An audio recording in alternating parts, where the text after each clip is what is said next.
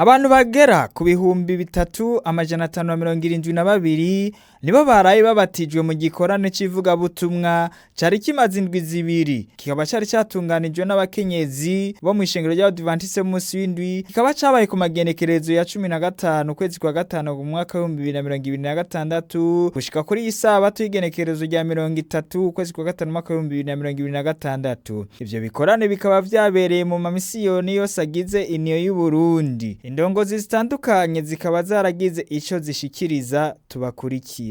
Ivugabutumwa ry'abakenyezi ryagenze neza, turashima Imana mushobora byose yo yadushoboje kuritangura no kurirangiza haba mu nteguro ndetse no mu kurangira kwayo. Twarashoboye kuronka umwimbu udasanzwe, umwimbu nukuri turashima Imana.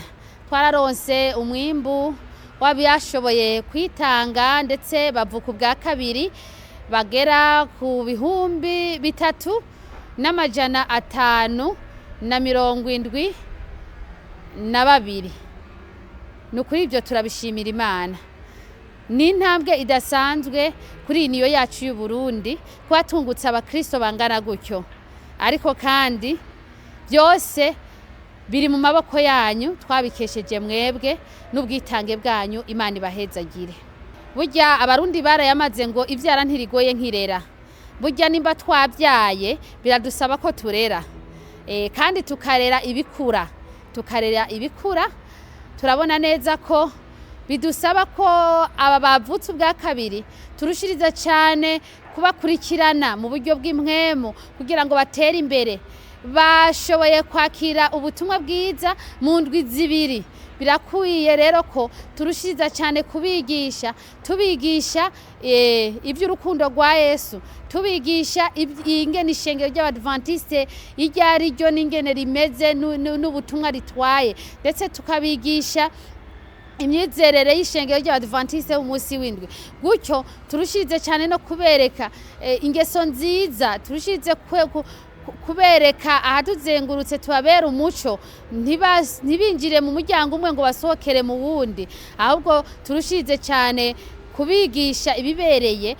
Bizoba bihimbaye cyane igihe tuzoba turengutse mu bwami bw'ijuru, hama ukacubona uwuje akubwira ko ari mu ijuru kubw'ubutumwa bwiza wamubwiye. Imana rero iradusaba ko dukurikira intama twashoboye kuronka kugira ngo ntizisubire inyuma. Intwaro barishimiye cyane ku bikorwa abakenyezi bakoze, ndetse si ibyo gusa, hariho n'abafashije mu buryo bw'umubiri ndetse bongera bafasha abagwayi. Ndashimira cyane Imana mushobora byose yadushoboje ko iki gikorwa gishobora kuranguka mu mahoro no mu mutekano, kandi tugakoreshwa n'ijuru. Imana yacu nihabwa icubahiro.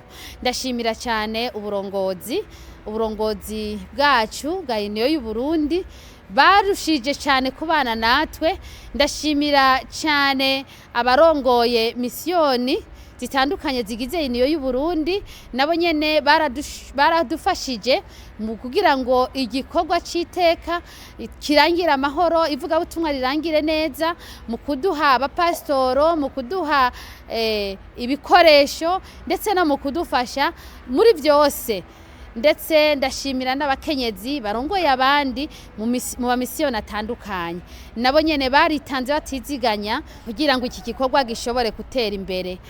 Abakenyezi barongoye abandi mu ntara mvugabutumwa zitandukanye zigize amamisiyoni, ndetse n'abakenyezi barongoye abandi mu mashengero atandukanye, ndetse n'abakenyezi bo mu ishengero ry'intango, nabo nyene uburyo bitabiriye bagaheba ivyabo, bagatanga umwanya wabo, bagatanga uburyo bwabo, bagatanga amafaranga yabo, ndetse n'abashinga ntahe ndabashimira cyane kuko nabo ubwabo baradufashije mu kuduha imfashanyo zidasanzwe, mu kuduha abakenyezi babo, mu kuduha amafaranga kuko abakenyezi hari igihe usanga ata mafaranga dufise ariko umutamukanyi wawe akagufasha ukamubwira nti nyamara biradusaba ko mwivuga butumwa nawe akavyumva neza nabo turabashimira ndetse no gutunganya ahantu twakoreye ibikorwa by'amavuga butumwa mu kubaka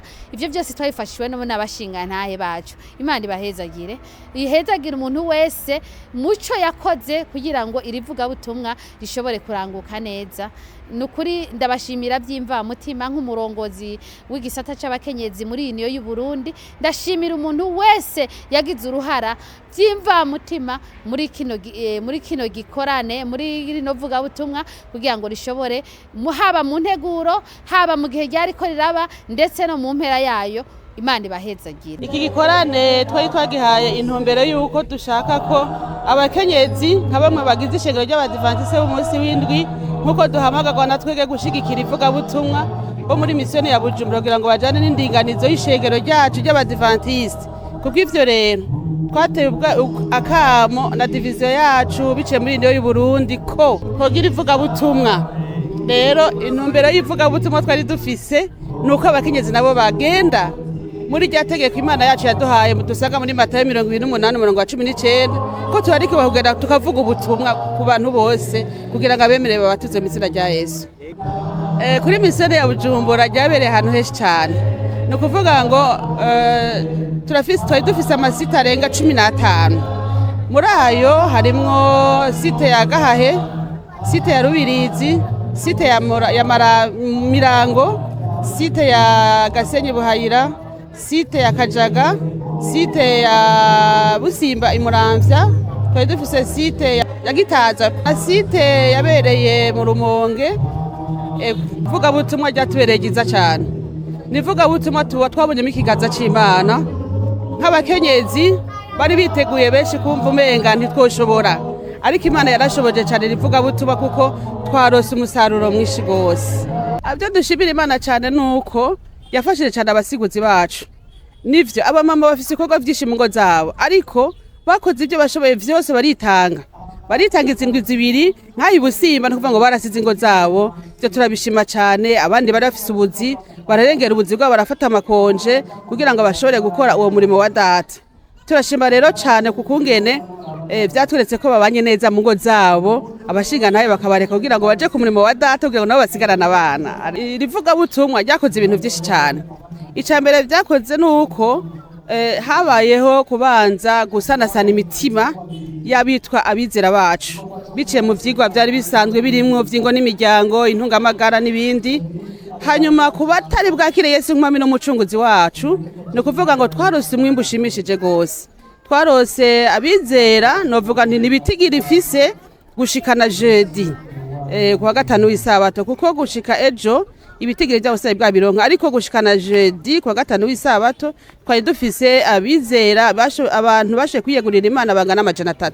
Abo rero mvuze nibo babatije kuri no munsi kuko abo nibitigire ivyo biyandikisha ko bazobatizwa. Ecambere ko tuzabakurikirana igisata c'abakenyezi n'igisata kirimo n'amasengesho. Rero ikintu tuzokora bwa mbere ko tubasengera kugira ngo mwe mu Imana bandanye kuba hafi. Ikindi tuzokora nuko henshi bakoreye ku mashengero yabo. Abakenyezi bariteguye kubavyara kugira ngo babakurikirane mu kubakuza mu vy'imwemu. Ijambo ntekera abakenyezi icambere cyo ndabashimira vy'imva mutima. Imana ibahezagire gose. Babaye abakenyezi beza baritabira umuhamagaro wa data.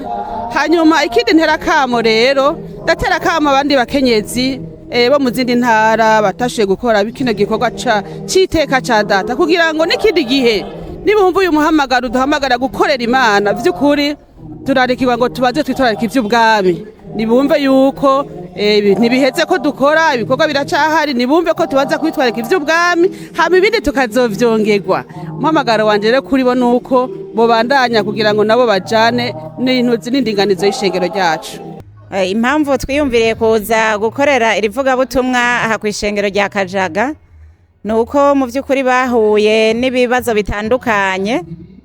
Bafise urushengero runini ariko usanga intebe zigaragara bafise abizera bake bikaba vyatewe nuko benshi basubiye inyuma, ariko kandi hari n'ikibazo cyahabaye cy'uko iyi quartier ya Kajaga yatewe n'ikibazo cy'umwuzure w'amazi, bituma benshi biyunguruza barimuka baja kuba ahandi.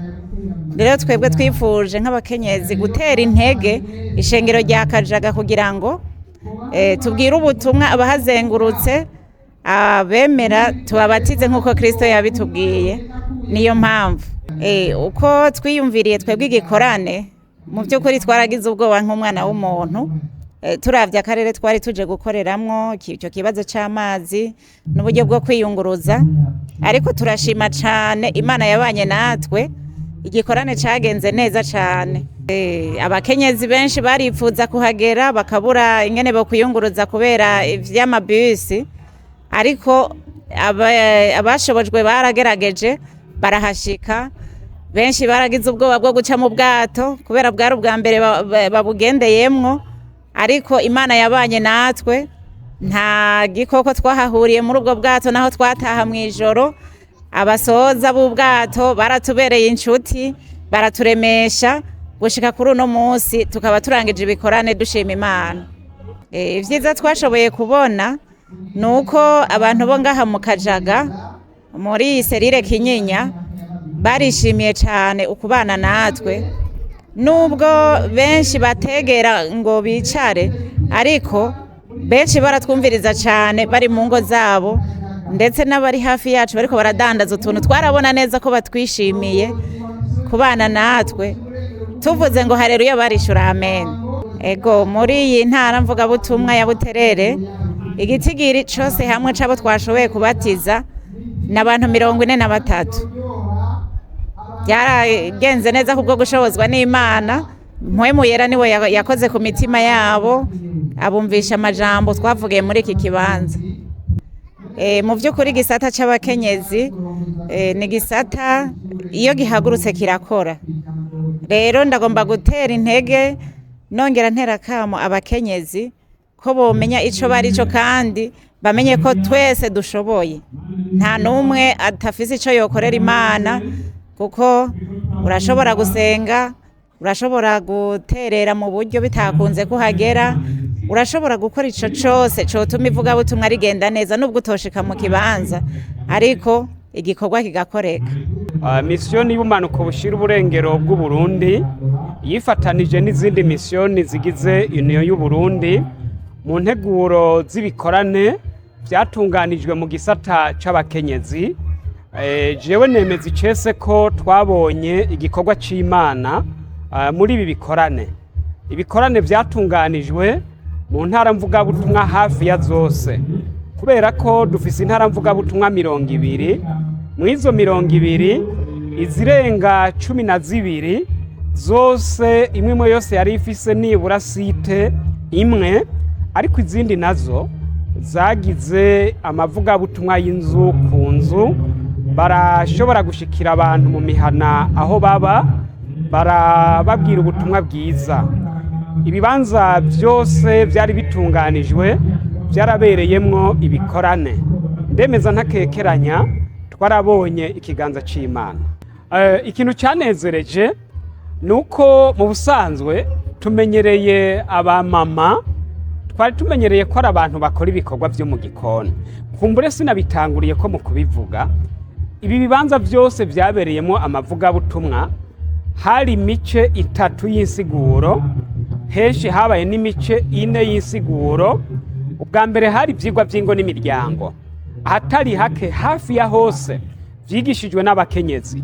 Hari ivyigwa by'intungamagara hafi y'amasite yose vyigishijwe n'abakenyezi. Hakaba n'abasiguzi bakuru rero babandi batanga ivyigwa bihariwe gufata ingingo, ca cigwa twita nyamukuru.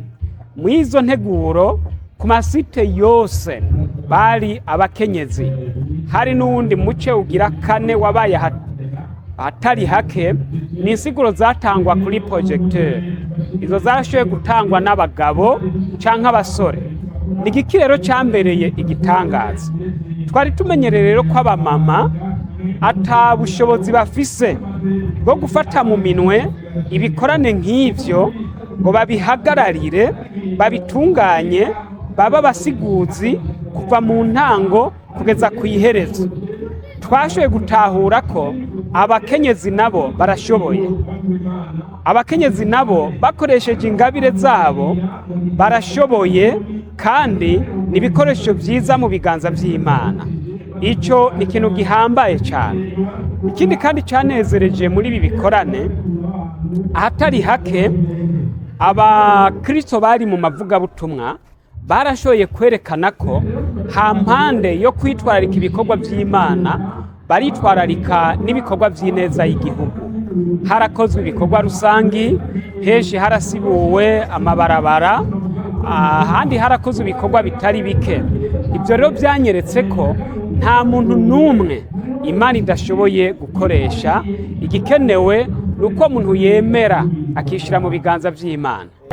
Ivugabutumwa ry'abamifeme aribo bakenyezi b'ishengero ry'Abadventiste b'umunsi w'indwi twaribonye ko ryagenze neza cyane. Turabiye ku mwimbu ryagize, urabona ko ari ibintu binezereye cyane. Abana b'Imana bitabiriye ibikorwa bishimishije kandi byo gutera umwete. Muri rusangi twavuga tuti ryagenze nk'uko twabyifuza, uretse ko nyene ivyo umuntu aba yifuza byose 100% bitama bishyitswa, kubera ko nanone tuba turiko turakora igikorwa cyangwa n'umwanzi. Ariko nanone kandi muri 99% twoshobora kuvuga yuko byagenze nk'uko twabyifuza. Turafise intego idasanzwe muri iyi myaka 5, guhera muri uyu mwaka 2026 kugeza mu mwaka 2030, aho tugomba kugwiza kabiri abizera. Abakenyezi rero urabona ko ntibasigaye inyuma, Imana ibahezagire cyane, ariko kandi ishengero ryose muri rusangi riragomba kwitabira kino gikorwa kugira ngo dushobore gushika kwihangiro. Hagati aho twitegurire kugaruka ku mwami wacu Yesu Kristo.